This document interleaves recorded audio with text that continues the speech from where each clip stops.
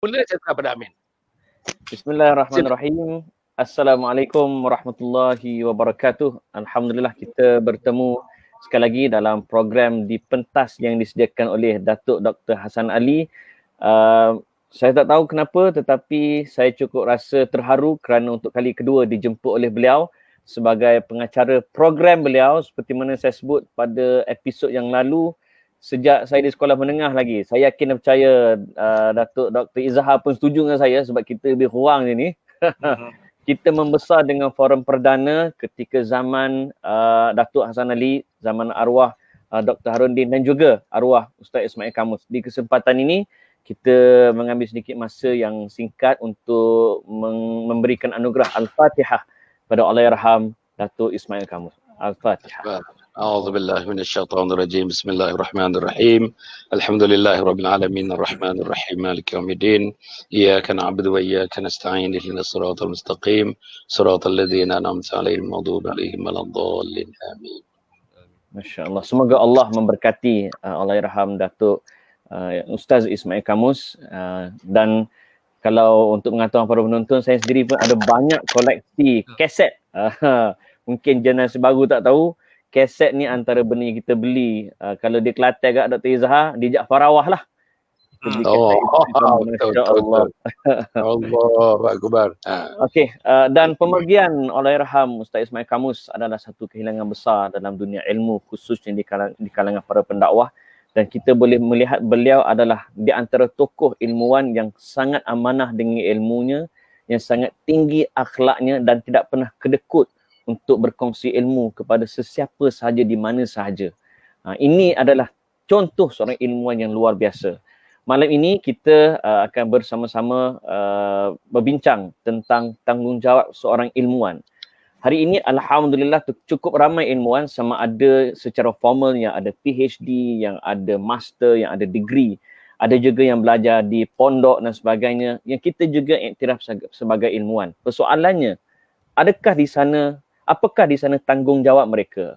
Dalam, kalau budak-budak muda sekarang, dalam filem Spider-Man yang dilakonkan oleh Tobey Maguire, kata Ben Parker kepada Peter Parker, with great powers come with great responsibilities. Dengan kuasa yang besar datangnya tanggungjawab yang besar. Seorang ilmuwan, dia ada kuasa ilmu yang sangat luar biasa.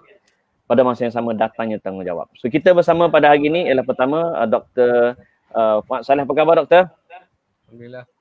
Masya Allah. Dan seterusnya, baju merah pada malam ini, Datuk Dr. Hassan Ali. Apa khabar Datuk? Baik, Alhamdulillah. Masya Allah. Dan sahabat saya, seorang ilmuwan yang antara yang sentiasa kelihatan kacak bergaya, Datuk Dr. Izhar Arif. Apa khabar Datuk? Baik, Alhamdulillah. Alhamdulillah. Masya Allah. Saya nak mulakan dengan Datuk Dr. Hassan dulu. Bila kita dulu. Kita bagi pemilik program Otai dulu. Datuk, sebagai pemilik program ni Datuk, kan? Datuk melihat apakah definisi ilmuwan yang kita mesti faham agar kita tidak jumuk dalam memahami maksud seorang ilmuwan. Okey, ya. Assalamualaikum warahmatullahi wabarakatuh. Alhamdulillahirabbil alamin. Wassalatu wassalamu ala asyrafil anbiya'i wal mursalin sayyidina Muhammad wa ala alihi washabihi ajmain. Amma ba'. Para penonton yang mati sekalian dan teman-teman saya, doktor-doktor dan juga saudara Amin Idris, saya mengucapkan selamat datang dan tuan-tuan dan puan, insya-Allah saya diberikan orang yang pertama bercakap ni tuan-tuan dan puan ya. Saya sebenarnya terharulah dengan kehadiran teman-teman daripada petang tadi, pukul 5 tadi, kita ada ilmuwan-ilmuwan di bidang multimedia, ilmu-ilmu di bidang media sosial dan sebagainya. Tuan-tuan dan puan telah berbincang dengan kita di mana tuan-tuan tajuknya ialah media sosial sama ada ke syurga atau ke neraka. Allah tuan-tuan, punya seronok perbincangan. 1 jam setengah perbincangan tuan-tuan. Tak sedar berlalu, kita merasakan tak lapar-lapar. Kalau misalnya ditakdirkan buka 4 jam lagi pun tak ada masalah. Kerana jamuan ilmu, juadah ilmu itu lebih hebat daripada juadah dan makanan fizikal yang kita nikmati pukul 5 pada petang tadi. Tuan-tuan, malam ni kita sambung lagi tuan-tuan. Tiap-tiap malam. Amin. Sejak 18 hari bulan Mac sampai sekarang ni tuan-tuan 13 hari bulan ni, Mei ni, tak berhenti-henti, satu hari 5 program, belum ada lagi yang susut, belum ada lagi tertinggal program kita. Allah Subhanahu Wa Taala telah menentukan segala yang terbaik yang berlaku kepada kami dan kepada umat Muhammad sallallahu alaihi wasallam. Okey, tentang ilmuwan ni tuan-tuan dan puan, saya tak ada senaraikan diri saya sebagai ilmuwan. Agaknya orang depan-depan saya ni lah yang berdepan dengan saya ni, inilah ilmuwan tenaga pengajar universiti. Tetapi kalau saya ambil ilmuwan secara generik tuan-tuan dan puan, bagi saya siapa saja yang ada ilmu itu ilmuwan. Siapa saja yang mengajarkannya itu ilmuwan. Siapa saja menghidupkan dirinya dengan ilmu yang ada pada dia itu ilmuwan. Siapa saja yang menginfakkan ilmunya tuan-tuan dan puan, sama ada masa dia belajar, masa dia telah belajar, sama ada masa muda, sama ada masa tua, itu dah ada ilmuwan. Siapa juga yang ada anak-anak murid tuan-tuan dan puan, anak murid yang menatap kitab daripadanya, menatap ilmunya, dia adalah manusia ilmuwan. Dan akhirnya tuan-tuan dan puan, siapa juga guru-guru yang bermujahadah, berjihad di jalan Allah Subhanahu Wa Taala.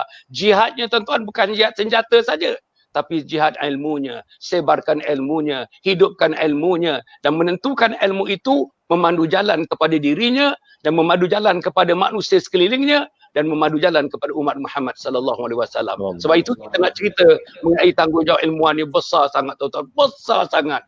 Bahkan di sisi Allah Subhanahu Wa Taala tuan-tuan dan puan, orang yang takut kepada Allah, orang yang berilmu. Orang yang takut kepada Allah, orang yang berilmu. Orang yang selalu menyebutkan, inni akhafullah, aku takut kepada Allah, aku takut kepada Allah. Tuan-tuan, kalau itu menjadi temannya, itu menjadi qarinnya, aku takut kepada Allah, maknanya tuan-tuan tunduk. Semakin berisi, semakin tunduk, semakin berisi, semakin tunduk.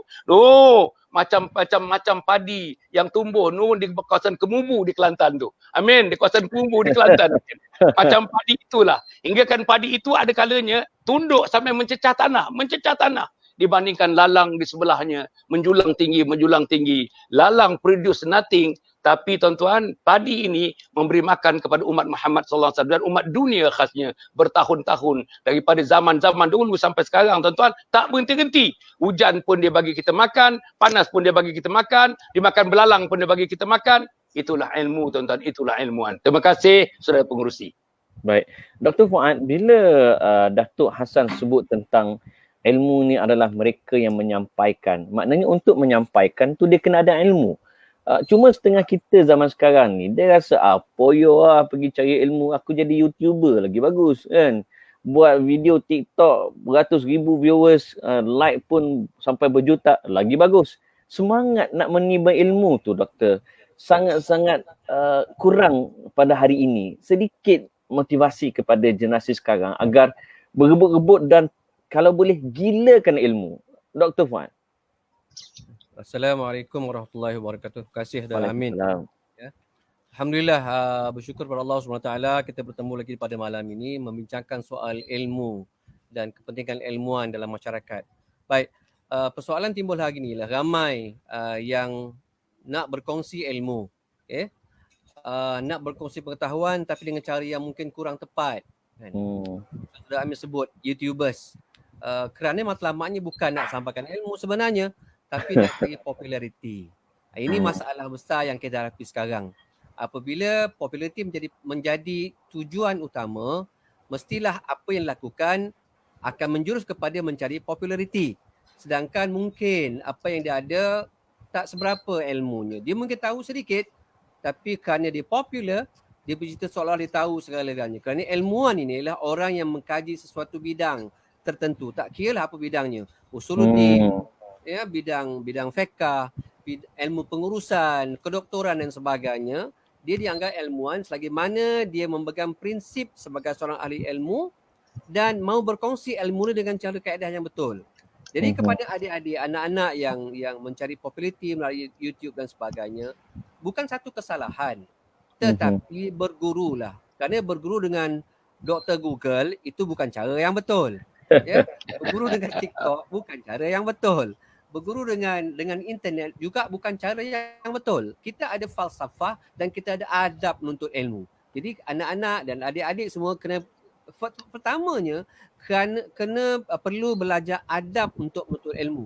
Kerana dengan adab inilah yang akan memandu kita untuk terus bersama dengan jalan yang betul, berkongsi ilmu kita turunkan ilmu daripada guru kita dengan cara yang betul dan kita juga turunkan dengan cara yang betul.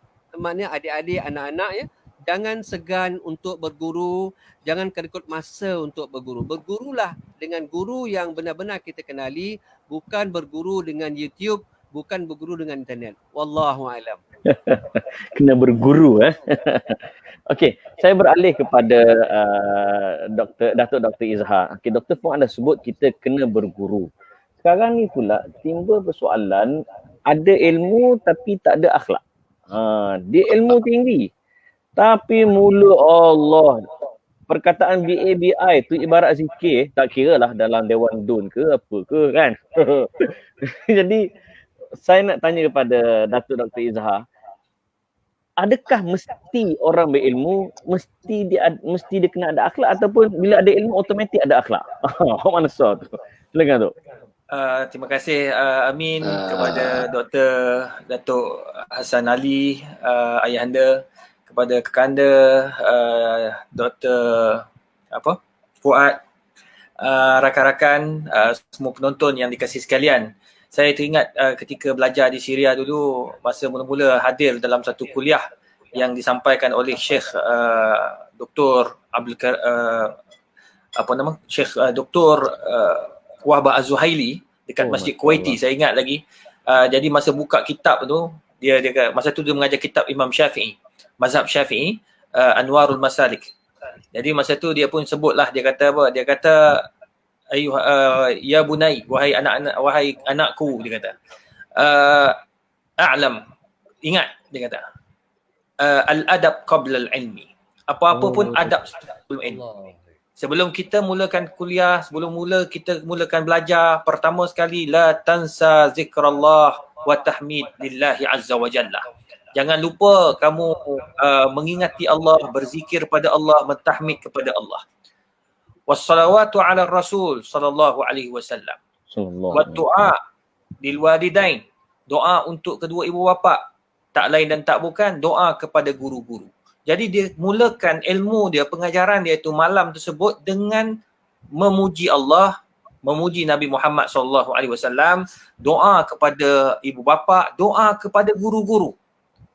Maknanya kalau kita lihat, sebelum kita mendalami apa saja ilmu, tak lain dan tak bukan perlu kepada adab yang sangat tinggi. Itu sebabnya kalau kita baca dalam Manaqib Asy-Syafi'iyah, tengok bagaimana Imam Asy-Syafi'i rahimahullahu ta'ala menghormati pandangan-pandangan guru-gurunya, guru kepada gurunya. Imam Syafi'i belajar daripada Imam Malik Al-Muwatta. Imam Malik mengambil ilmu daripada Imam Abu Hanifah An-Nu'man. Tengok bagaimana antara mereka ini saling hormat menghormati. Itu sebabnya kalau kita lihat silsilah Az-Zahabiyah ataupun pandangan-pandangan ulama-ulama silam ini cukup cantik apabila mereka ini mempunyai pandangan yang berbeza, tetapi mereka tidak mencemuh dan mengata antara satu sama lain. Dia Imam Ahmad bin Hanbal tidak pernah terkeluar daripada kata-kata imam-imam besar ini. Bahkan Imam Syafi'i dalam kata-kata masyhurnya, iza sahhal hadis fahuwa madhhabi. Tengok, subhanallah, ayat yang cukup indah. Kalaulah ada hadis yang lebih baik yang aku sampaikan, maka ia juga adalah mazhab aku. Tengok, cukup cantik. Bahkan kalau kita tengok dalam kitab, dalam kajian-kajian tentang mazhab Syafi'i, pandangan Al-Qadim dengan pandangan Al-Jadid, cukup cantik apabila Imam Syafi'i berpindah daripada mazhab pandangan yang lama kepada mazhab pandangan yang baru. Namun begitu, pandangan-pandangan yang diguna sebelum ini pun dia tidak pernah menyalahkan siapa-siapa pun dalam isu ini. Bahkan dia belajar daripada pengalaman-pengalaman yang berlaku. Jadi ini contoh yang cukup baik pandangan akhlak daripada imam-imam terdahulu. Imam Asy-Syafi'i, Imam An-Nawawi, Imam As-Sayuti, Imam Rafi'i dan ramai lagi. Dan saya nak kata sebagai muqaddimah lah, kata-kata yang cukup indah, kata yang saya lihat daripada Fudail bin Iyad rahimahullahu taala. Apa katanya? Man istahwadha alaihi al-hawa wattiba' asy-syahawat. Mana-mana orang yang terikut-ikut dengan hawa nafsu, dengan syahwat, bercakap pun tanpa mendahulukan ilmu, inqata'at anhu mawaridut taufiq. Maka akan jauhlah daripadanya segala hidayah dan rahmat Allah.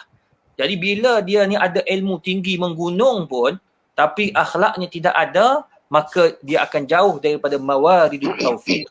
Apa dia mawaridut taufiq? Kata Syekh Imam As-Samarqand, mawaridut taufiq ialah pertama ad-du'a min ibadiyas salihin. Kita jauh daripada doa orang-orang soleh, dan yang kedua kita akan jauh daripada doa manusia. Wallahu a'lam. Allah. Cantiklah, masya-Allah. Bagaimana akhlak mesti ada dalam berilmu supaya bukan orang maki kita, orang doakan kita, Datuk Ya, betul. Okey, bila Dr. Izhar sebut tentang perlunya kita adab dan akhlak, kita mendoa, kita berselawat pada Nabi, kita minta ampun, kita mendoakan kebaikan pada guru-guru kita, kita bersifat berlapang dada dalam berbeza pendapat. Sana beralih kepada Datuk Hasan sekali lagi. Kita kadang-kadang para ilmuwan, bagus dah kita dah ada ilmu, tetapi dalam kita mengharmonikan perbezaan pendapat ni kadang-kadang tu ada masalah sikit. Bila lain pendapat, kafir selalu. Bila lain pendapat, fasik selalu, sesat terus kan. Mulalah saman menyaman. Jadi Datuk, akhlak kita dalam berbeza pendapat sebagai orang berilmu ni, sebab dibimbangi orang awam kata macam ni ke ilmuwan, beza pendapat terus bergaduh macam lupa dunia. Kadang-kadang malu para asatizah. Macam mana Datuk Hasan? Para penonton yang hormati sekalian dan teman-teman saya ahli panel, tuan-tuan dan puan ya, kalau misalnya perkara ini berlaku, tuan-tuan ada dua senario di sini. Kalau berlaku kepada orang macam saya, tuan-tuan, ilmunya ilmu secular, right from beginning secular. First degree secular, master's degree secular, PhD pun secular. Saya tak tahu Dr. Fuad, saya rasa pun arah-arah ke saya. Amin pun rasanya arah-arah ke saya, kecuali kita punya tuan-tuan, kita punya ilmuwan ini, Masya Allah, Dr. Izhar ni. Saya rasa tradisinya lain dibandingkan dengan saya. Kalau misalnya orang-orang ini tuan-tuan mencerminkan apa yang Amin sebutkan tadi, saya tidak terperanjat. Tapi kalau misalnya orang-orang daripada tradisi Islam, tuan-tuan dan puan, tradisi agama, sombong, bongkak, ego, aku, tak boleh terima selain daripada aku, ini saya rasa berat, tak mencerminkan tadi. Tuan-tuan ni dengar tadi, macam mana Imam Ghazali tadi, macam mana Imam Syafi'i tadi, tuan-tuan yang digambarkan macam mana hormatnya kepada guru, hormatnya kepada Imam Malik, hormatnya kepada Imam Hanafi dan sebagainya. Ini tuan-tuan dan puan, gambaran-gambaran yang digambarkan kepada kita. Nah, saya nak sebut tuan-tuan dan puan ya, kawan-kawan saya, semuanya dah meninggal, tinggal saya seorang ni tuan-tuan. Tinggal saya seorang yang belum meninggal. Saya rasa malaikat maut dah tengok ke tingkap, dah tengok ke pintu nak tengok saya ni tuan-tuan. Supaya saya pun diambil sama macam mereka. Siapa mereka? Profesor Datuk Harundin. Siapa mereka? Datuk Ismail Kamus. Siapa mereka? Hasanuddin Al-Hafiz. Siapa mereka? Datuk Hashim Yahya. Siapa mereka? Datuk Ishak Bahrum. Dulu bekas tuan-tuan Mufti Selangor. Mufti Kerajaan Negeri Selangor dulu. Tuan-tuan dan perempuan, saya nak bagi tahu ilmu diorang ni. Saya minta cerita sikit dalam setengah minit. Saya bermusafir tuan-tuan dalam grup, tapi orang minta saya satu bilik dengan almarhum Datuk Ishak Bahrum. Kami pergi ke Rusia tuan-tuan, satu bilik. Masya Allah tuan-tuan, semuanya perjalanan 11 hari. Tinggal di Rusia atas saya dalam 4 hari atau 5 hari macam tu. Tuan-tuan, dia kejutkan saya pagi-pagi. Dia bangun lebih awal daripada saya. Dia kejut pagi saya tuan-tuan. Dia tepuk je. Dr. Hasan. Masya Allah tuan-tuan. Kalau kita dah bersama, saya kenal dia dah lama. San. Tapi dia tuan-tuan, Dr. Hasan. Macam itu tuan-tuan. Dan dia pergi bilik air tuan-tuan, bilik air. Saya tak pernah tengok baju dalamnya. Saya tak pernah tengok seluar dalamnya. Keluar bilik air tuan-tuan, full dress already tuan-tuan. Tak pernah tengok tersangkut seluar dalamnya. Tak pernah tengok tersangkut baju dalamnya. Tak ada sepa-sepa tuan-tuan. Tak ada sepa. So methodical. Tuan-tuan, saya tak tahulah. So beradab. Dengan cakapnya beradab. Dengan ilmunya beradab. Dengan penampilannya beradab. Cakap yang perlu. Kalau tak perlu, tak bercakap. Itu dia. Tuan-tuan, benda yang sama saya tengok pada Harundin tuan-tuan.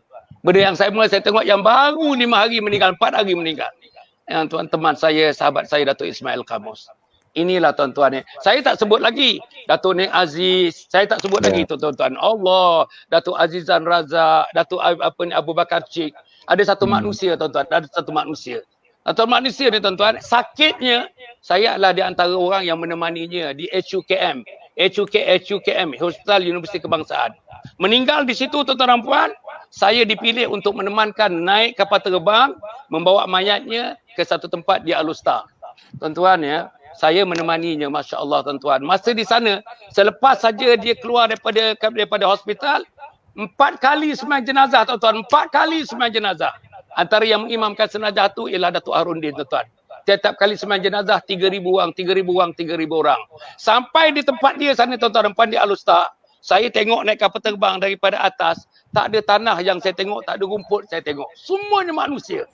Polis mengatakan masa kita membuat sembahyang jenazah tuan-tuan, dia kawasan lapang sembahyang jenazah. Di tempat dia nak dimakamkan, disemadikan tuan-tuan. Dia katakan dalam 30,000, 40,000 orang sembahyang jenazah. Tuan-tuan bayangkanlah penghormatan manusia yang Allah buka hati-hati manusia. Siapa dia tuan-tuan? Dia ialah Datuk Fadil Noor, ilmuwan, mengajar di Universiti Teknologi Malaysia, memimpin gerakan Islam. Masya Allah tuan-tuan. Ini saya tak boleh lupa, tak boleh lupa. Kemudian berikutnya tak berapa selang lama tuan-tuan, di Kota Baru, kita tengok macam mana jenazahnya diusung tuan-tuan. Datuk Nik Aziz Nikmat dengan ratus ribuan manusia. Ratus ribu manusia. Kalau satu orang bagi satu Fatihah, 100,000 Fatihah. Fatihah itulah yang mengangkat martabatnya, yang mengangkat jenazahnya. Tuan-tuan, malaikat-malaikat akan mengangkat dengan kekuatan bacaan Fatihah yang disedekahkan oleh para-para yang hadir tuan-tuan dan puan.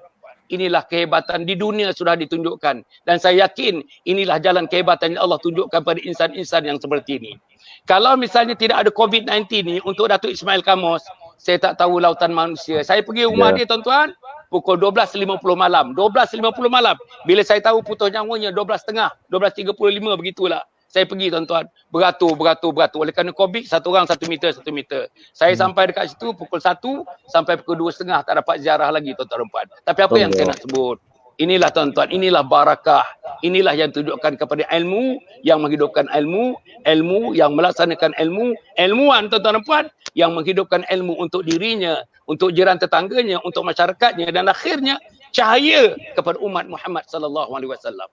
Sallallahu alaihi wasallam. Baik, masya-Allah. Saya bila dengar nama-nama tadi arwah Ustaz Fadil, arwah Tugu Nik Aziz, sebab kerana kita semua ni yang jenis panel ni sempat hidup di zaman mereka, masya-Allah. Okey, Dr. Fuad, masya-Allah. Saya jadi tahan sebab sebenarnya bila dengar nama-nama yang Datuk Hassan sebut tadi. Dia gini, dalam kita menyampaikan ilmu, Dr. Fuad, kita fikir kulil haq walakana murrah. Katakanlah yang benar walaupun ia pahit. Cantik dah. Ya. Tapi dia main belasarah je. Dia tak kira hikmah ke tak hikmah. Dia tak fikir perasaan orang. Dia tak fikir sensitiviti orang ramai. Dia hentam je. Yang penting berkata benar walaupun ianya pahit. Komen Dr. Fuad dari segi hikmah dalam kita menyampaikan ilmu. Alhamdulillah. Datuk dah sebut pasal adab, ya, dulu Datuk tadi sebut pasal adab. Seseorang yang menjaga adab dalam menyampaikan ilmu, kita kenal sebenarnya. Ya, dia mulakan majlis dengan salam, dia mulakan majlis dengan selawat, dia masuk ke kelas misalnya dengan senyuman, ya. Dan dia tidak mulakan kelas waktu bising. Ya. Dia tahu sebab kalau audiens tengah bising, maknanya audiens belum bersedia untuk menerima ilmu. Diberi peluang kepada audiens untuk bercakap dan ditanya dah bersedia baru dah memulakan majlis. Ini satu adab yang dididik kepada kita sebenarnya oleh guru-guru kita supaya kita ikut adab itu. Cuma malangnya hari ini yang seperti yang dalam fungsi sebut, ramai dalam kalangan kita yang berpegang kepada hadis tadi dah, qulil haq walau kana murran, berkata benarlah walaupun pahit. Maknanya dia belasah dari mula sampai habis. Dia tak peduli orang rasa apa, dia tak peduli orang kecil hati, dia tak peduli orang terasa hati. Pada dia rasa dia betul. Ini masalah besar hari ni. Apabila dia merasakan dia sajalah yang betul, dia tak akan hiraukan perasaan orang lain. Dia tak timbul cerita Imam Syafi'i, Imam Ghazali yang cerita tentang hormat kepada orang lain walaupun dianggap orang yang tak berilmu. Tak timbul macam Sayyidina Umar menghormati seorang wanita yang menegur dia, tak timbul. Kerana dia rasa dia betul. Ini bahayanya kepada ilmuwan yang begini. Maknanya ilmuwan yang tak jaga akhlak, tak berhikmah dalam berkata-kata. Ramai yang kata hikmah ini kita perlu lembut, kita perlu rendahkan suara. Tak juga. Ada ketikanya bila kita kena keraskan suara, kita kena keraskan suara. Misalnya, kalau kita perlu tegur audiens, kita kena tegur. Saya tertarik pada salah seorang daripada ilmuwan kita, Syekh Banjari yang mengajar dalam kelas di Masjid Surau. Dia tak bersindung kalau orang yang nampak melunjurkan kaki misalnya tak beradab, dia akan terus-terusan tegur begitu saja. Tapi tegur dengan cara yang lembut. Maknanya yang mendengar akan faham, yang melihat akan tahu bahawa perbuatan tersebut adalah perbuatan yang kurang adab. Ini hikmah yang perlu dipelajari. Sebab itulah membentuk ilmuwan ini, kita perlukan ilmuwan yang beradab yang melalui konsep ta'dib dalam pendidikan. Ta'dib. Kalau dia terdidik dengan adab misalnya di universiti, di pondok dan sebagainya, saya yakin dia akan mengamalkan adab ini. Dia lihat guru dia beradab, dia lihat anak murid dia beradab. Saya teringat satu kisah yang diceritakan oleh Ustaz Muhtar Seni pada seorang guru dia dalam satu majlis. Misal ni agak kadang ada agak lucu juga. Guru ni terkentut sebab sakit perut. Dan kentut dia dengar. Tapi lalu bangun anak murid dia bangun kan, kerana menghormati guru dia disebut sakit perut. Jadi maruah air muka gurunya terpelihara. Bagaimana terdidiknya dia tolong mengaku adab. Ya. Bagaimana sama juga cerita Rasulullah SAW yang makan makan beramai-ramai dan seorang terkentut makan daging unta kan. Kemudian Nabi kata siapa-siapa makan daging unta bangun untuk berwuduk. Nabi tak malukan sesiapa pun. Sama juga dengan kisah Nabi Musa dulu. Nabi Musa minta Allah tunjukkan siapa dia manusia yang dosanya Allah terima. Allah tak tunjukkan. Kenapa? Kena jaga air muka. Begitulah sepatutnya ilmuwan hari ni. Kalaupun dia betul bercakap depan orang ramai, dia perlu menjaga adab dan kena bercakap dengan berhikmah. Hikmah tu macam mana? Dia kena tahulah, dia kena belajar hikmah. Apa tu hikmah? Kalau dia perlu tinggikan suara, dia kena tinggikan suara. Kalau dia perlu tegur, dia perlu tegur. Ini kaedah dan adab yang perlu dipelajari oleh setiap ilmuwan supaya tidak timbul fitnah kepada para ilmuwan. Kita tak maulah, terutamanya seperti Dr. Hasan sebut tadi, golongan yang terdiri dengan falsafah agama, bermula dengan agama, tapi bila berjumpa orang saja misalnya, itu tak boleh, ni tak boleh, itu salah, ini salah. Tak ada yang betul pada mata dia. Ini masalah kepada dunia kita hari ini. Apabila balik pada yang Amin sebut tadi, mencari populariti. Bila ke situ jadinya, wala'iyadzubillah, dia akan cuba cari populariti supaya ratingnya tinggi dan sebagainya. Jadi kita harap supaya ilmuwan-ilmuwan ini sedar tanggungjawab kita bukan saja untuk menyampaikan ilmu, tapi menyampaikan ilmu dengan beradab. Wallahu a'lam. Masya Allah. Saya juga cukup berterima kasih pada penonton malam ni. Kita dah cecah 1000 viewers dan saya harap pada semua 1000 viewers yang sedang menonton, tolong share kerana kita nak supaya kebaikan yang kita bincang pada malam ni disebarluaskan. Datuk Dr. Izhar Arif, yang menjadi masalah di kalangan ilmuwan pula kadang-kadang, di ego. Dia tidak amanah dengan ilmu dia. Contoh Dr. Izhar, bila dia ditanya soalan yang dia tak tahu jawapan, tak jawab, nantinya kata bodoh. So dia jawab je lah kan. Macam mana tu Datuk? Tanggungjawab ilmuwan bila ditanya benda yang dia tak tahu.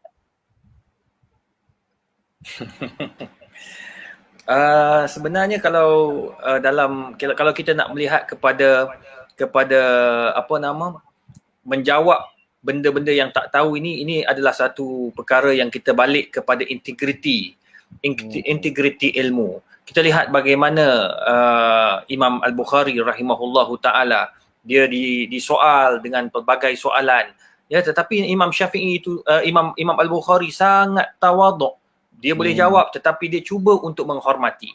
Begitu juga Imam Asy-Syafi'i rahimahullahu ta'ala. Apabila ditanya mengenai soal halal dan haram, dia akan jawab apa? Wallahi la uhibbu an uharrima syai'an illa qad katabahu Allahu lahu biharamin. Aku takkan nak mengharamkan suatu perkara kecuali perkara itu memang telah terbukti ia haram. Mudah cerita dalam kaedah dia menyebut suatu perkara itu tidak boleh ditentukan ia haram hatta yadullu dalil ala tahrimi. Tak boleh kita nak kata ia haram sampai betul-betul ada dalil yang mengharamkan. Apa maksudnya itu? Maknanya ulama-ulama silam sangat menghormati adab ilmu. Pertama. Yang kedua, mereka tidak akan sewenang-wenangnya menjawab atau berkata-kata dengan perkara-perkara yang mereka tidak pasti. Bahkan mereka tahu pun mereka tidak suka nak menjawab ataupun memberikan suatu hukum kecuali ia benar-benar terbukti haram atau terbukti salah. Tengok, ini cara ulama-ulama silam. Begitu juga kalau kita lihat kepada ulama-ulama yang saya pernah belajar bersamanya ketika di Syria dahulu dengan seorang alim yang dikenali sebagai Hasan Habban Nakah. Sangat waraknya Hasan Habban Nakah ini apabila anak murid bertanya tentang suatu hukum, ya, suatu hukum. Dia tidak ingat hukum itu berada di bahagian mazhab mana. Tetapi dia tahu anak murid ini, salah seorang daripada anak murid tegar kepada seorang alim yang lain, iaitu Syekh Mustafa Al-Bugha. Bayangkan tuan-tuan, masa dia menyampaikan pandangan itu, dia menyandarkan kata-kata dia ini kepada Syekh Syekh Mustafa Al-Bugha.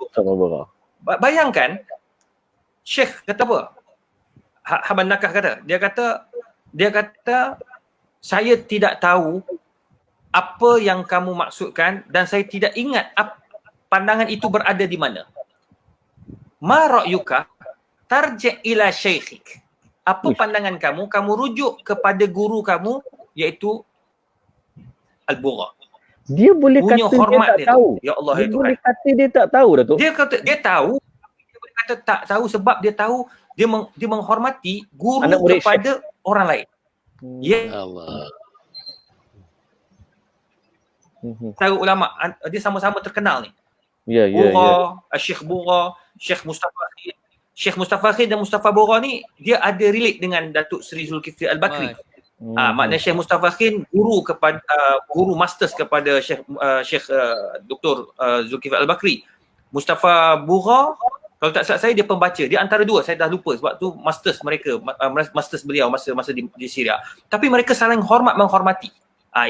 Maknanya mereka ini sangat jaga adab dan mereka tidak sama sekali menjawab kalau mereka itu tidak yakin ia wujud atau tidak. Ini yang cukup penting apabila kita berada dalam kelompok ilmuwan. Ya, perlu bercakap berdasarkan fakta, perlu bercakap berdasarkan apa yang kita baca. Jangan kita menyandarkan suatu perkara yang bukan kepada haknya. Wallahu a'lam. Subhanallah.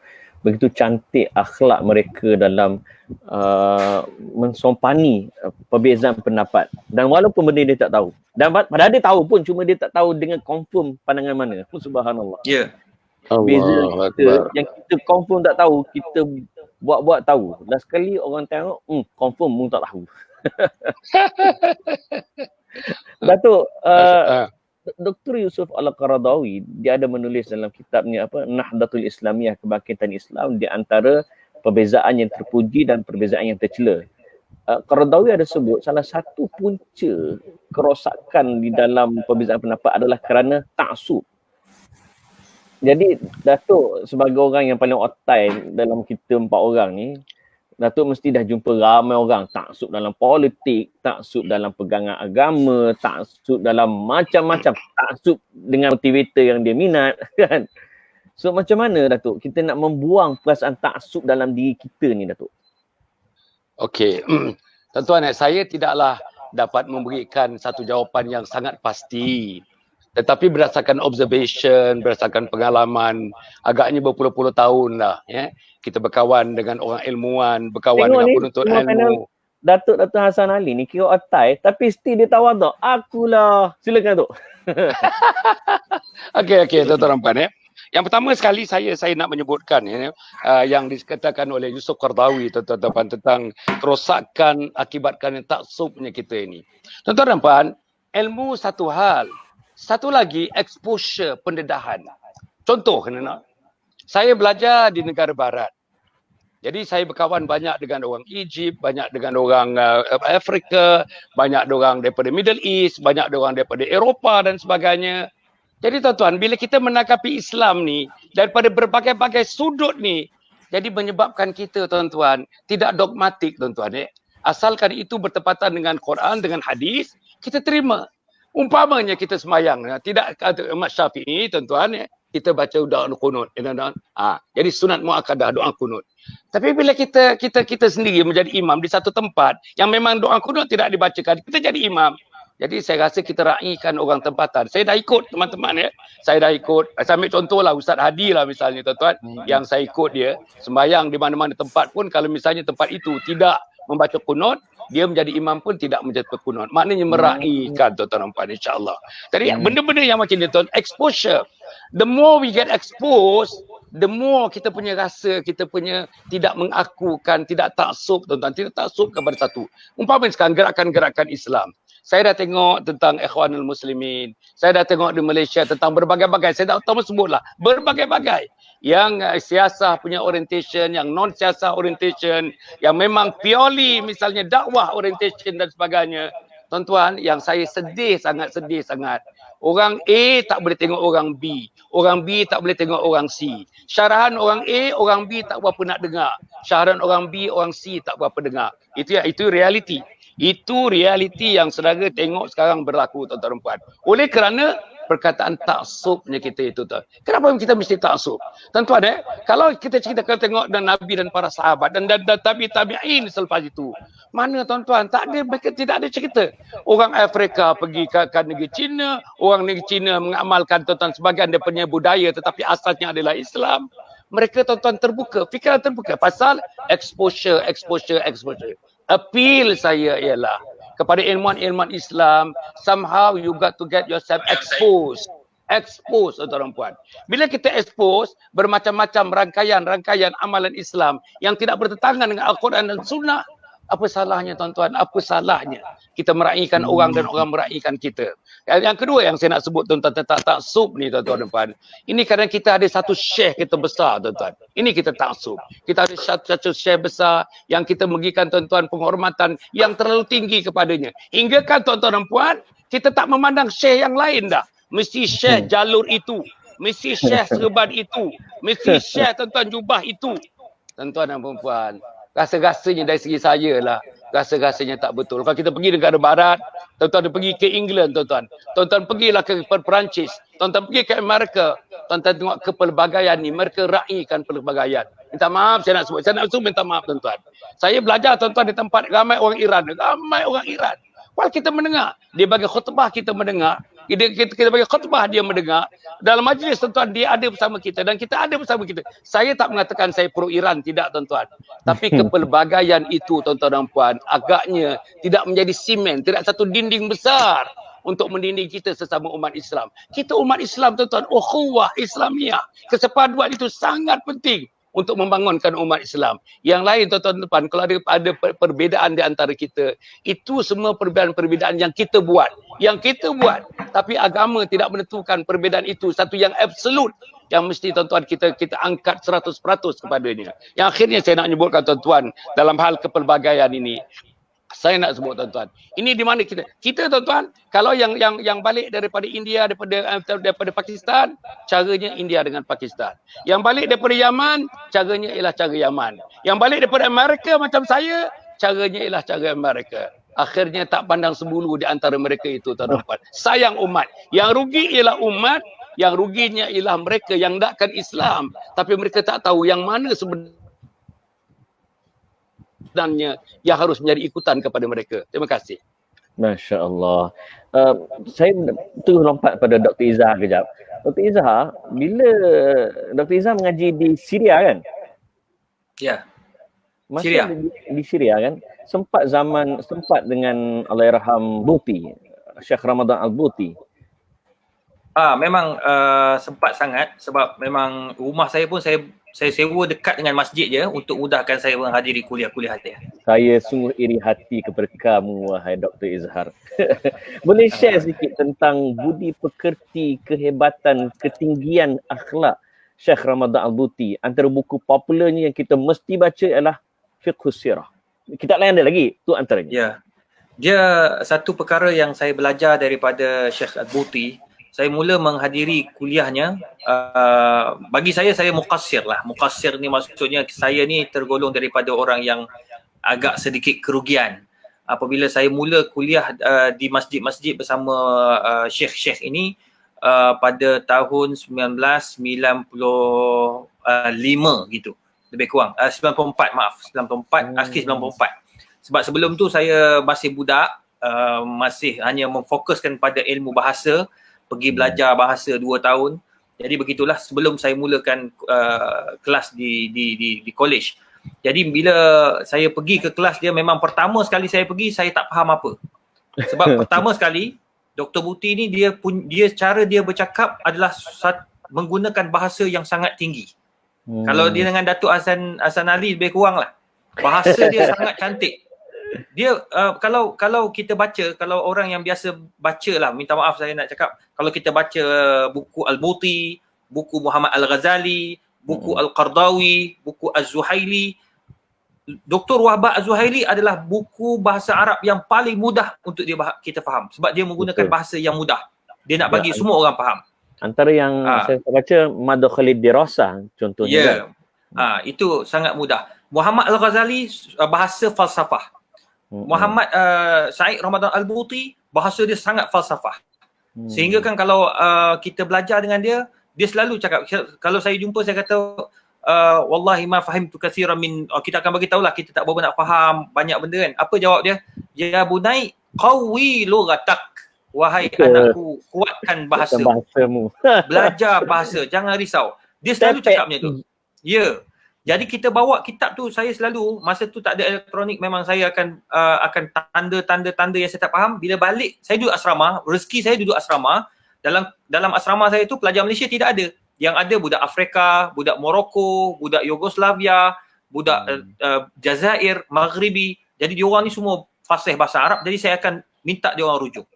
Cuma apa yang saya belajar daripada Dr. Said Ramadan Al-Buti, pertama, disiplin masa. Dia panggil tahdidul waqt. Dia cukup tepat masa. Tepat. Nombor 2, qillatul kalam wa kasratil amal. Dia tak banyak bercakap. Kalau hari ni dia ada pun, dia ada Facebook dan Instagram, dia takkan banyak mengomen hal orang. Itu perangai dia. Dia tidak akan bercakap hal orang. Bahkan kalau orang bertanya dalam kuliah, dalam kuliah dia ramai. Sekali datang kuliah kalau kita lambat, kita akan duduk dekat belakang. Sebab dia punya kuliah dia mencecah ribuan. Setiap hari dan setiap minggu. Penuh.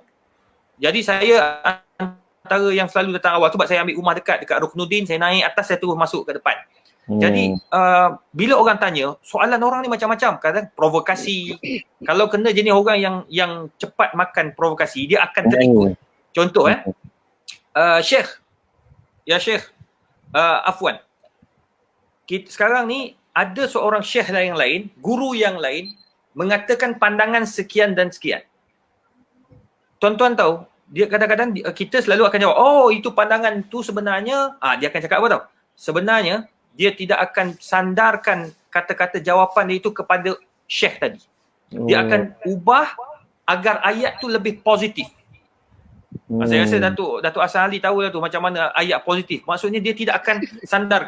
Syekh itu menggunakan mazhab tak ada. Dia tak akan sandar terus. Dia terus jawab general statement dan berbentuk positif. Itu yang saya belajar dengan dia. Dia sangat menggunakan bahasa yang sangat baik dan tidak suka mengomen ataupun bercakap tentang orang lain. Nombor 3 yang saya belajar dengan dia sangat ad-daqiq. Dia sangat tekun dalam setiap detail. Kalau baca dalam kitab-kitab dia, penjelasan dia sangat detail. Itu sebabnya buku yang sangat terkenal, saya selalu nasihatkan orang-orang awam dekat luar sana, tolonglah kalau ada duit lebih, belilah buku Sirah Dr. Said Ramadan Al-Buti, Fiqh Sirah An-Nabawiyah. Dia dah dibukukan dalam bahasa Melayu lagi. Saya rasa di BP kot yang terbit. Belilah. Dah lama dah. Rugilah tak beli.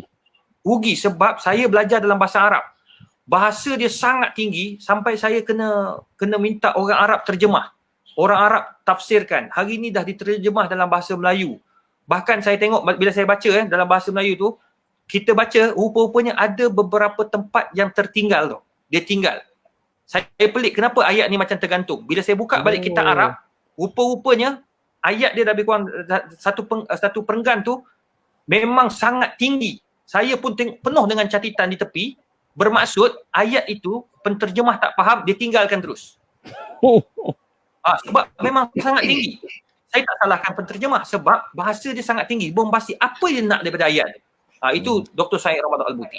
Jadi itu nombor 3. Maksudnya saya lihat dia sangat detail dalam setiap jawapan, setiap penjelasan dia, setiap penyampaian dia.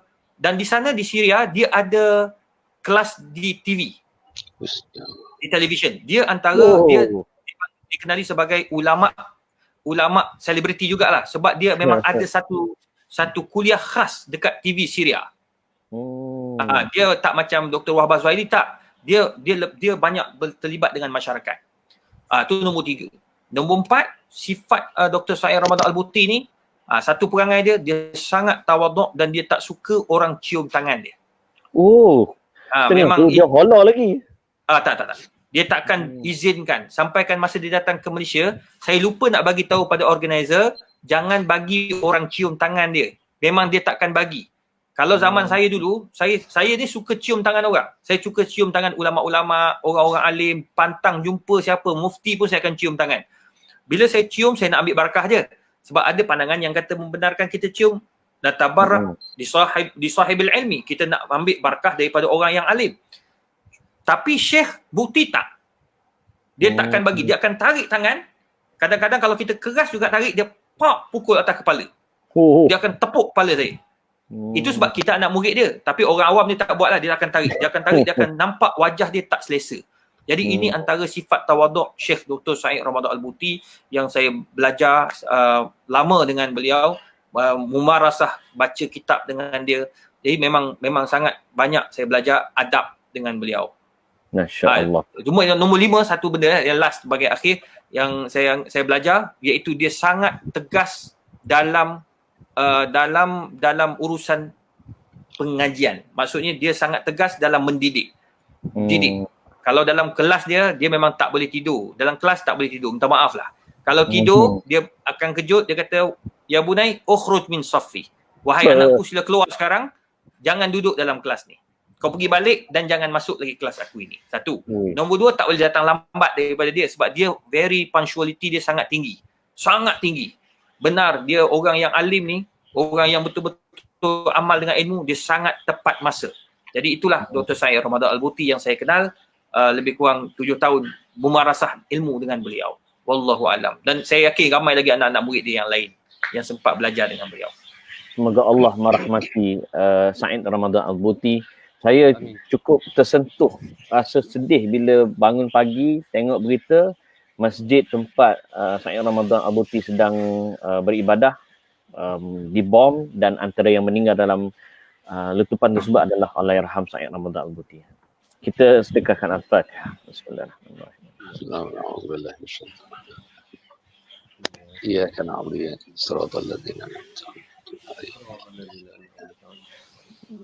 Shiratal Satu antara Amin, satu lagi Amin. Satu saya nak kongsi pada semualah. Satu benda tentang kematian ni. Saya ingat pada tahun 1999, saya rasa lebih kurang 99 atau 2000 sebelum saya balik ke Malaysia, saya pergi kuliah beliau dekat dengan Masjid Amawi. Dia ada satu masjid dekat dengan luar tu. Saya dah lupa dah nama masjid tu, Allah Rabbi. Jadi bila saya kebetulan masa tu saya dapat rezeki duduk kat depan. Duduk kat depan. Jadi saya ni suka bubuh air kosong pada Syekh kat depan. Kebetulan masa tu dia batuk. Dia tengah-tengah bercakap, bayangkan orang ribuan ni kat dalam kuliah maghrib dia tu penuh ke belakang. Masa tu dia batuk. Saya pun bubuh air, saya sebut dalam bahasa Arab dah, ya Syekh, alaika bistirahah. Syekh, saya santai je. Dia ada mic ni kat depan. Saya cakap santai. Ya Syekh, tolonglah berehat. Tuan-tuan tahu tak apa dia cakap? Dia kata, ya Bunai, ni mikrofon hidup. Satu masjid dengar. Ya Bunai, ittaqillah. Wahai anakku, takutlah pada Allah. Wallahi, bersumpah dengan nama Allah, lan atruka hadzal makan. Aku takkan tinggalkan tempat ini. Maksud tempat ini bermaksud tempat kuliah dia tu. Allah. Subhanallah.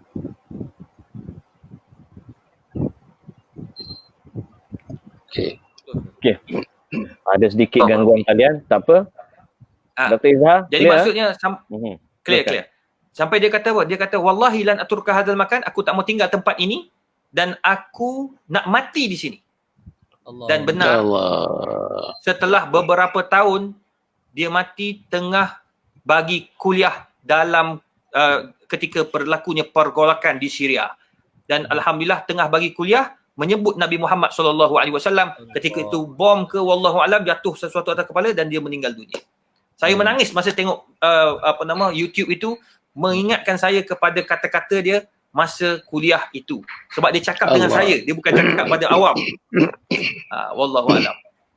Dr. Izhar, nanti rakaman tazkirah malam Jumaat tolong isi air, ana sebut ya akhi ittaqillah. Hebat. Masya-Allah. Okey, Dr. Fuad, dalam pusingan-pusingan akhir ni, saya nak tanya pada doktor tentang bagaimana kita nak menjadi seorang ilmuwan yang sentiasa merendah diri. Sebab setengah ilmuwan bila dia pandang orang, dia rasa dia hebat. Dia rasa dia power, dia memang hebat, tapi bila dia pandang orang, dia pandang rendah pada orang. Nak melahirkan rasa tawaduk ni sebagaimana Al-Buti yang disebutkan tadi. Terima kasih. Dia pepatah Melayu disebut kan, kita ikut resmi padi, makin tunduk makin berisi, bukan ikut resmi lalang kan. Makin tua makin tegak berdiri. Ini cukup dalam maknanya kepada kita. Apa yang saya nak sebutkan, pertamanya bagi orang yang menuntut ilmu ni, dia kena tahu apa tujuan dituntut ilmu. Saya sebut tadi, ilmu mesti dipelajari dalam keadaan beradab. Ilmu mesti diajar dalam keadaan beradab. Malangnya hari ni, ramai di kalangan ilmuwan hari ni, kadang-kadang termasuk saya jugalah kan, yang rasa akulah paling tahu kan. Yang itu berlakunya menidakkan ilmu orang lain tu. Semuanya tak betul, akulah yang paling betul, pendapat akulah yang paling tepat kerana aku merujuk pada ulama ABC. Kamu belajar kat Malaysia tak jumpa ulama ABC. Ini masalah besar kepada kita. Jadi nasihat saya kepada saya dan juga pada semuanya, ketahuilah bahawa ilmu yang kita miliki, yang kita tahu tu Allah pinjamkan sikit, dia tak banyak mana pun. Tak kiralah kamu ada masters, ada PhD atau tak ada, ilmu yang Allah berikan tu sikit je. Ada orang lebih tahu daripada kita sebenarnya. Cuma kita belum bertemu dengan orang ini yang akan kita ketemu satu hari dan kita akan rasa malu dengan ilmu yang kita miliki. Ini yang patutnya kita tanamkan kepada diri kita dan juga kepada pelajar. Dan semasa mengajar, ini balik kepada mengajar. Kita mengajar universiti. Pelajar kita ramai yang muda-muda lepasan SPM, lepasan STPM, yang kita tahu banyak nak belajar. Dengan mereka pun kita tak boleh belagak. Ini bendanya. Bila mereka tanyakan sesuatu, ya kadang-kadang dia tengah soalan macam tu pun nak tanya ke? Kan? Sebagai seorang guru, tak boleh merendahkan. Memang mereka tak tahu, sebab itu dia tanya. Kalau dia dah tahu, dia tak akan tanya. Dan kita wajib menjawabnya kalau itu bidang kita. Dan biasanya bila dalam kelas ni tanya bidang kita lah. Dia tak tanya, saya mengajar management dan accounting. Dia tak tanya pasal engineering kan. Dia tanya pasal management, pasal accounting. Yang kita kena jawab.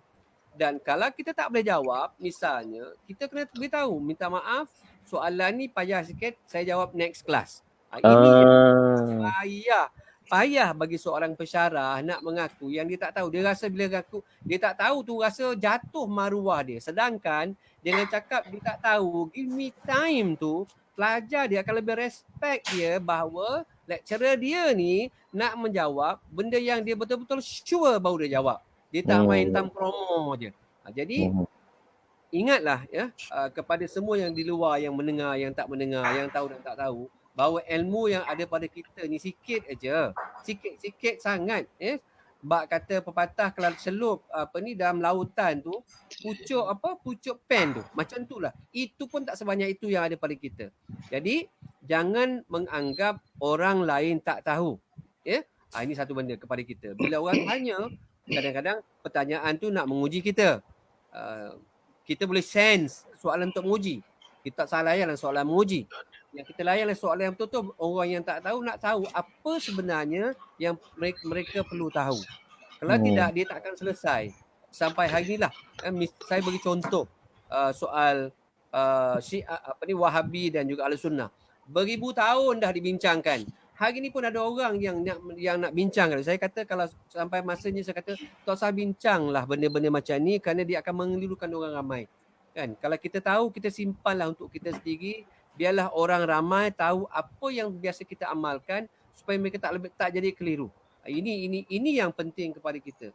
Merendah dirilah dengan ilmu yang kita ada. Wallahu a'lam. Masya-Allah. Datuk Hasan, sebagai rumusan kita, kita dah bincang panjang. Para ilmuwan apabila dia ditegur contohnya, macam mana kita nak lahirkan rasa kesediaan untuk ditegur? Sebab dia tak boleh ditegur langsung. Padahal confirm dia salah. Dia pergi mungkin salah petik dalil ke, salah hurai hadis ke, ataupun salah fakta ke. Tapi demi ego, dia tak akan mengaku dia salah. Macam mana tu Datuk? Kesimpulan. Para penonton yang hormati sekalian ya. Ada orang melihat ilmu ini terbagi kepada 3 lapis ya. Pertama ialah ilmu, kedua ialah penghayatan kepada ilmu, ketiga ialah hikmah yang dapat daripada itu ataupun kita gunakan bahasanya wisdom. Wisdom tuan-tuan, hikmah. Kita mungkin ada ilmu tapi tak ada wisdom tuan-tuan dan puan. Macam mana nak cari yang disebutkan tadi itu yang Profesor Al-Buti tadi macam menyebutkan. Banyak tuan-tuan bayar kita dengar pun cerita yang Dr. Syed Izhar ceritakan tadi 5 step tu, 5 sifat dia tu, masya-Allah. Aku jauh lagi daripada sifat-sifat ini. Ambil soal masa lah tuan-tuan. Saya mengaji di Amerika Syarikat tuan-tuan. Tuan-tuan dengar macam profesor tu. Saya mengaji tuan-tuan, master dengan PhD dalam 6 tahun. Master dengan PhD. Di 2 universiti yang berbeza. Pennsylvania, University of Pittsburgh, Pennsylvania. Satu lagi University of Wisconsin, Madison, Wisconsin. Itu PhD saya dekat sana. Tuan-tuan, profesor yang sedang mengajar, katakanlah kelas ni 1 jam setengah. Lagi 5 minit nak habis, next profesor akan bulang alik. Jalan dekat koridor. Memberitahu profesor yang sedang mengajar, hey, I am already here. Hey, your time is up. Tuan-tuan dan puan. Mudah madir. Selama saya hampir 6 tahun belajar tuan-tuan dan puan, master PhD, tak ada seorang profesor pun yang datang lewat 1 minit, lewat 2 minit. Tak ada tuan-tuan dan puan. Macam mana akhlak dia? Inilah yang Buti menyebutkan tadi tuan-tuan. Yang Profesor Izhar menyebutkan. Tegas dalam urusan pengajian, tak boleh tidur, jangan datang lewat. Dan dia tuan-tuan, saya nak bagi sebut antara manusia yang saya tengok yang jaga time betul-betul, Profesor almarhum Datuk Harundin dengan adiknya Profesor Hasanuddin. Jaga masa betul-betul. Kalau misal janji 10.30 tuan-tuan, 10.25 tu dia dah resah dah. Mana lagi. Dalam majlis satu perkahwinan akad nikah tuan-tuan, sampai orang tuan rumah tu menggegar pada tuan. Mana lagi pengantin, mana lagi? Lebih 5 minit dah ni, ni. Masya-Allah tuan-tuan. Apa jadi tuan-tuan dan puan? Dia meletakkan satu batas keilmuan tuan-tuan. Inilah orang ilmu, jaga masa. Kita baca wal asri, kita baca al as. Wal asri innal insana lafi khusr illa alladhina amanu wa amilus salihat wa tawasaw bil haqqi wa tawasaw bis sabr. Kita baca. Tapi tuan-tuan, tak ada pada diri kita sifat mahmudah ini. Sifat mahmudah ni tak ada. Makin kita hebat, makin banyak bersarang sifat-sifat mazmumah. Sombong tuan-tuan, tak ada tawaduk, tak hormat orang, mengakui diri aku yang pandai, tak boleh dicabar ilmunya. Tak boleh bagi pendekatan yang alternatif. Tak nak terima pendapat orang. Saudara, saya dapati ramai orang-orang ni ramai. Satu lagi tentang masa, tuan-tuan. Saya belajar, tuan-tuan dan puan, di luar negara. Kalau dia kata, can you see me 10 o'clock? Tomorrow at 10 o'clock. Right on the dot 10 o'clock. Saya dia bagi tahu, yes, professor is in. Can you come in? Dengan hormat, tuan-tuan, dengan hormat. Kita pun datang, disambutnya kita, tuan-tuan. Macam tak pernah berjumpa, tuan-tuan, disambutnya kita. Saya nak tahu profesor kat sana, tuan-tuan. Profesor boleh jemput kita datang ke rumah. Profesor boleh jemput kita minum teh di rumah, tuan-tuan. Tuan-tuan. Pernah dekat sini dibuat?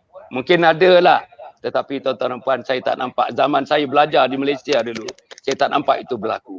Tuan-tuan dalam bilik dia kadang-kadang ada dengan tak ada. Ada pun dia tak ada, tak ada pun dia tak ada. Dekat pintu dia. Ada tak ada, ada tak ada, ada tak ada. Tuan-tuan, jaranglah kalau sekretari kata datang pukul 10 jaranglah benda tu ada yang kita hendak dan jarang dia berada di situ. Ini beza dia, tuan-tuan. Ini beza. Mungkin saya rasa tamadun. Mungkin saya rasa civilization. Mungkin saya rasa culture. They become very cultured people, very civilized people. Kita, tuan-tuan, ada ilmu and yet we are not that cultured. Ada ilmu and yet we are not that civilized. Why? Because wisdom is not with us. Wisdom tidak ada dalam diri kita, tuan-tuan dan puan. Jadi, tuan-tuan, yang akhirnya saya ingin menyebutkan sikit sentuh Amin tentang adab dalam majlis, adab dalam majlis. Tuan-tuan tak risau ke tengok tuan-tuan Dahlah masjid-masjid, saya tengok tuan-tuan masjid yang hadir katakanlah 12 orang. Penceramah datang dengan persiapan dia, tuan-tuan. Kadang-kadang tuan-tuan pakai slide dia, pakai PowerPoint. Tapi yang duduk nun di belakang. Ada tiang 4 orang dalam kat tiang tu. 4 orang di depan tiang. Macam mana, tuan-tuan? Mana ilmu nak masuk, tuan-tuan? Mana ilmu nak masuk? Inilah berlaku dalam masjid. Mana-mana masjid di Malaysia, inilah, tuan-tuan. Saya nak sebutkan satu hadis yang agak panjang. Di hadapan Allah Subhanahu Wa Taala besok, tuan-tuan, ada 3 golongan bertemu dengan Allah Subhanahu Wa Taala. Satu golongan, tuan-tuan, Allah kata, aku tak nak jumpa dengan dia. Aku tak nak jumpa dengan dia. Siapa dia? Mereka ialah waktu ilmu diadakan, majlis ilmu diberitahu kepada mereka, mereka tak datang, bahkan ada di antara mereka mencegah orang lain supaya tidak datang. Ini orang tak mau tengok dia, tuan-tuan. Yang kedua, tuan-tuan dan puan, Allah tengok dia kata, tengok tidak dengan betul-betul, ya tak ya, ya tidak ya tak ya. Begitu menengok dia. Kerana dalam majlis ilmu, dalam duduk dalam majlis ilmu, ya tak ya. Ya pun tidak ya pun tidak. Sampai berborak dia, ilmu disampaikan, dia berborak. Ilmu disampaikan, dia bercerita. Ilmu disampaikan, dia bergelak-gelak ketawa di belakang di hujung sana. Yang ketiga, tuan-tuan, malaikat mengatakan, bagi tahu orang yang malaikat, inilah kekasih-kekasih aku. Siapa dia, tuan-tuan? Orang yang paling hampir dengan pemberi majlis ilmu. Orang yang paling dekat dengan corong ilmu. Orang yang paling dekat dengan persekitaran majlis ilmu yang dikatakan taman-taman syurga Allah Subhanahu Wa Taala. Sebab itu saya minta lah pada malam ini, amin. Kalau dapat, insya-Allah kita robah, tuan-tuan. Kita robah fisiologi kedudukan ni, tuan-tuan. Susunan struktur surau ni dalam majlis ilmu ni. Rapatlah dengan majlis ilmu. Dekatlah dengan penyampai ilmu. Supaya insya-Allah roh ilmu itu sampai kepada hati-hati kita. Bila roh ilmu masuk dalam hati kita, maka berlakulah perubahan dalam akhlak, perubahan dalam diri, perubahan dalam akidah, perubahan dalam syariah, perubahan dalam adab dan akhlak. Dan akhirnya, kita merubah diri, merubah keluarga dan merubah masyarakat. Amin. Terima kasih banyak-banyak. Saya ucapkan terima kasih pada tuan-tuan. Terima kasih pada perempuan. Malam besok ialah malam ini malam ke-20, tuan-tuan. Malam ke-20. 1/3 yang terakhir daripada pembahagian 1/3. Pada pagi yang terakhir, tuan-tuan, tuan-tuan pun tahu, saya pun tahu. Wa akhiruhu atkhum minan nar, di hujungnya ialah dibebaskan kita daripada api neraka. Mudah-mudahan, tuan-tuan, dengan perbincangan pada malam ini, sayalah dengan menyusun jari 10. Oleh kerana kita telah memberikan, tuan-tuan dan puan, cebisan-cebisan ilmu daripada 18 hari bulan Mac sampai sekarang, tuan-tuan, dekat dengan 18 hari bulan Mei. 2 bulan berturut-turut, satu hari 5 program. Tak pernah lagi susut satu program, tuan-tuan. Tak pernah susut lagi satu program. Mudah-mudahan, insya-Allah, tuan-tuan, inilah ilmu yang nak disampaikan. Mudah-mudahan apa yang Ustaz Izhar menyebutkan tadi, tuan-tuan, ini kita nak ikut, inilah kita nak ikut ilmuwan-ilmuwan. Supaya, tuan-tuan, jangan kita duduk dalam majlis ilmu, tetapi majlis ilmu itu menjadi majlis lara. Jangan kita duduk dalam majlis ilmu, tuan-tuan, tidak lebih daripada fata morgana, tuan-tuan. Tidak memberikan kesan. Dah 20 tahun duduk majlis ilmu.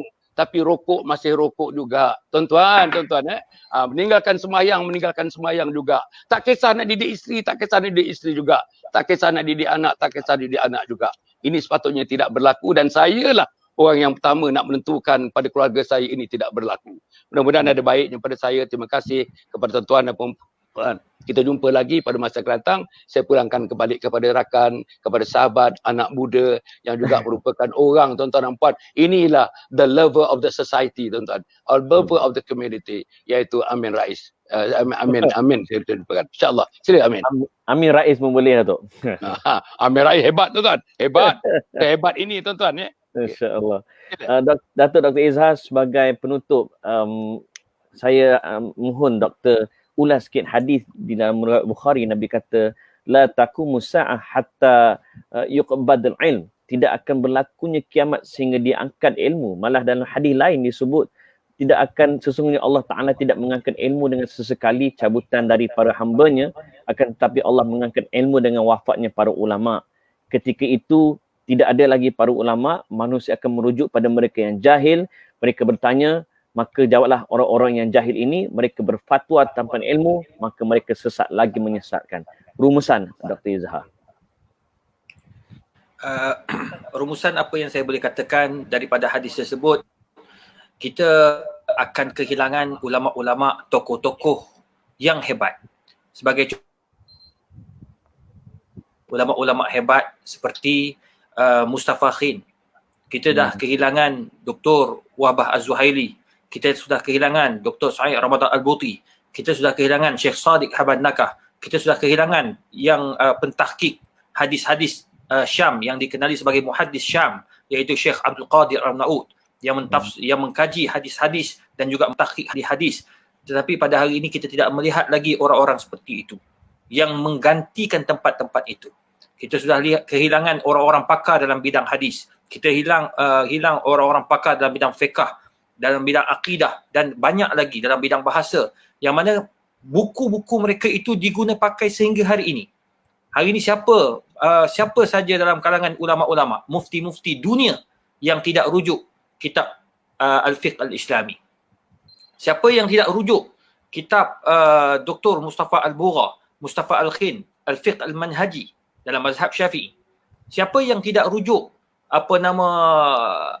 kitab-kitab yang ditulis oleh Al-Mutawalli Sya'rawi, fatwa-fatwa Mutawalli Sya'rawi? Siapa yang tidak rujuk At-Tantawi, kitab-kitab hebat ulama-ulama yang menulis tentang falsafah Islam? Sebagai contoh, Muhammad Al-Ghazali, penulis yang cukup hebat, contemporary di satu zaman, almarhum Muhammad Al-Ghazali, Sa'id Ramadan Al-Buti dan juga Yusuf Al-Qardawi. Ketiga-tiga ini adalah tokoh hebat yang tinggal hanya seorang. Itu pun masih sakit, saya dikhabarkan tak berapa sihat. Bayangkan, kehilangan mereka ini adalah kehilangan satu mutiara. Buku-buku mereka akan hidup sampai bila-bila. Tetapi kita tak jumpa dah hari ini penulisan-penulisan sehebat mereka yang boleh kita jadikan rujukan untuk semua bidang ilmu. Jadi oleh sebab itu kita sepatutnya terus menggarap dan mencari ilmu sebaik mungkin. Kita kena tawaduk antara satu sama lain. Dan saya nak cerita satu pengalaman akhir ataupun satu pengajaran yang saya pun belajar daripada anak murid kepada Allahumma salli wa Muhammad, Syekh Ali Tantawi. Masa saya pergi Mesir. Dia ni, anak murid ini pun sekarang ni sudah menjadi profesor dekat Universiti Al-Azhar. Apa katanya? Ketika dia belajar dengan Syekh Ali Tantawi, masa tu mufti Jumhuriyah Mesir, dia kata, aku mempunyai seorang sahabat yang berada di Jordan.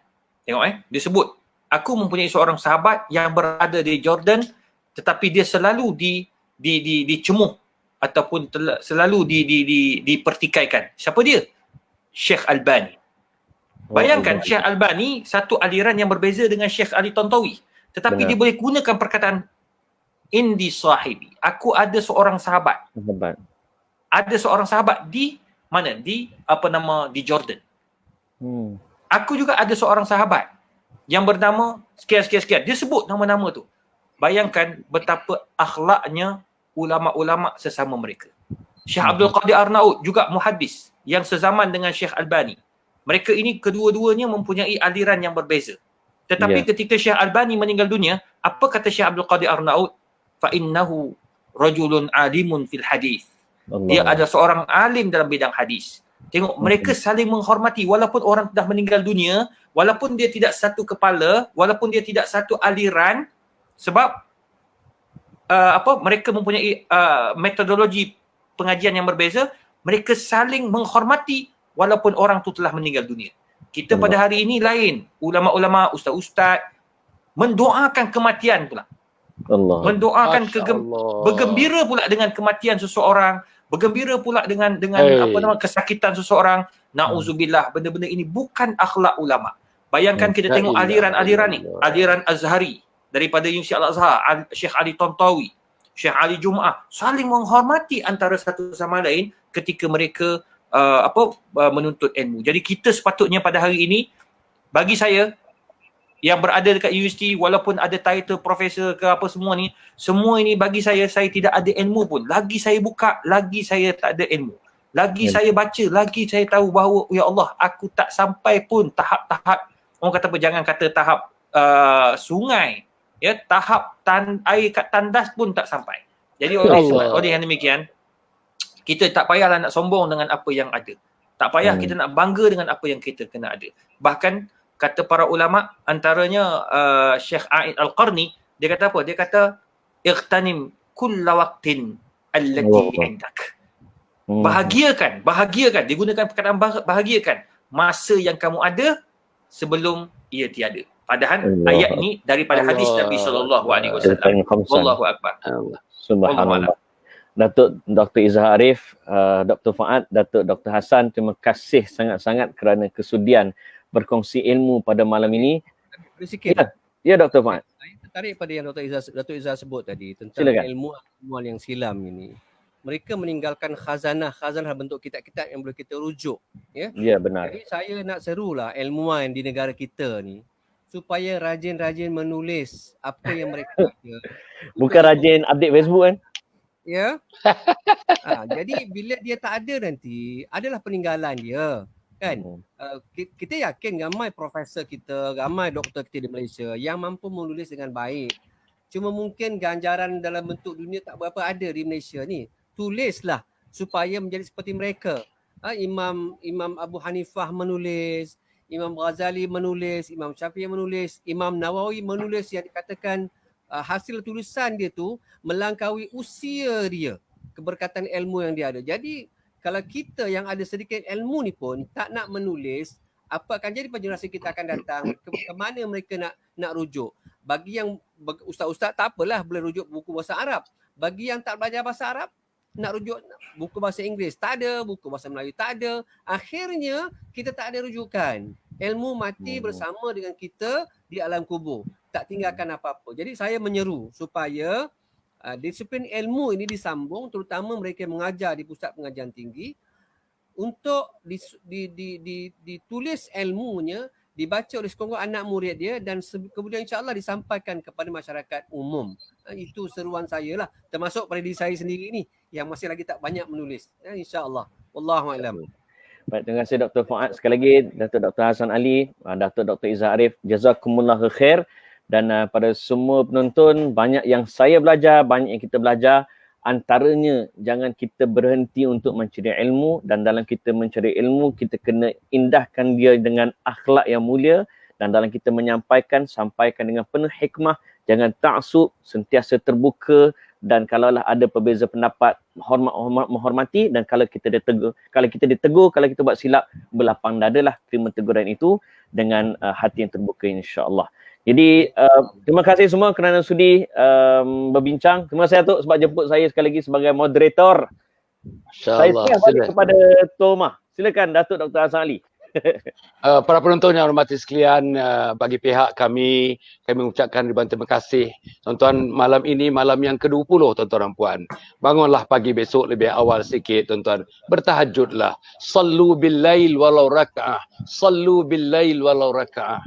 sembahyang malamlah kita walaupun 1 rakaat. Inilah sambutan untuk 10 malam yang terakhir, tuan-tuan. Malam kalau berlakunya Lailatul Qadar, insya-Allah kita diberikan, tuan-tuan, seluruh ganjaran Lailatul Qadar kepada kita. Disuruhkan kepada penonton yang mati sekalian, jangan lupa like and share.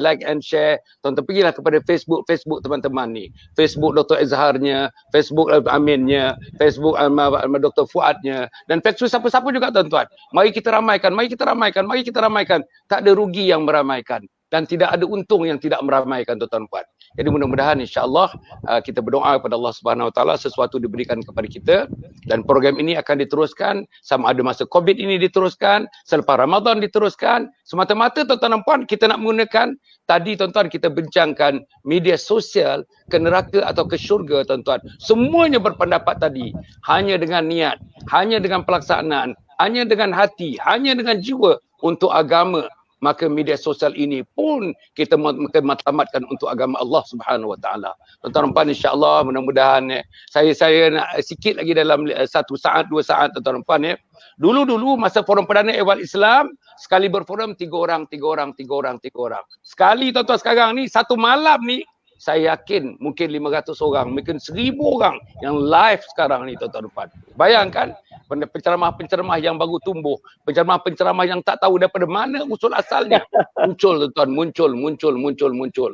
Makin ramai. The larger the merrier, the more the merrier, tuan-tuan puan, untuk agama Allah Subhanahu Wa Taala. Sekali lagi sekian terima kasih, tuan-tuan. Jangan lupa, tuan-tuan, insya-Allah saya nak tunjukkan sikit aja, tuan-tuan puan.